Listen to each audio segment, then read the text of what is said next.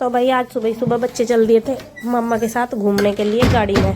ये देखो दोनों बैठ लिए थे सुबह सुबह और ठंड हो रही थी बहुत ज्यादा। और आज हम कर रहे थे भाई धूप का इंतजार। धूप का इंतजार करते करते धूप निकल गई थी जल्दी ही, फिर भी 12 बजे निकल गई थी, 12 साढ़े 12 बजे।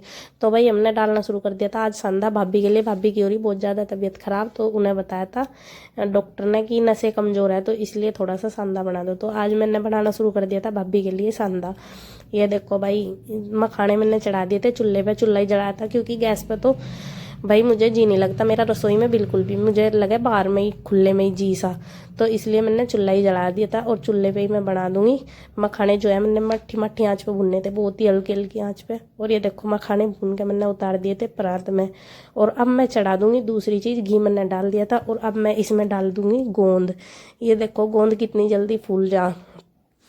और भाई ये गोंद भूनने के बाद मैं भून दूंगी इसमें कद्दू के बीज। बहुत सारी चीजें हो रही थी, कई सारी चीजें हो रही थी, तो भाई टाइम लग जा। हल्की हल्की आंच पे मैंने सारी चीजें भूननी थी जिससे कि करारापन रहे, करारा करारा हो जाए जो सांदे की सारी चीज, तो बहुत अच्छा लगे।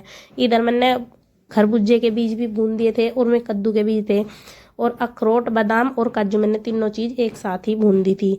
मगर अलग अलग नहीं, चलो एक साथ ही। और इधर निकाल लिया था मैंने, सारा सामान निकालती रही थी एक परात में और परात में मिक्स कर दूंगी। उसके बाद भुना था आटा।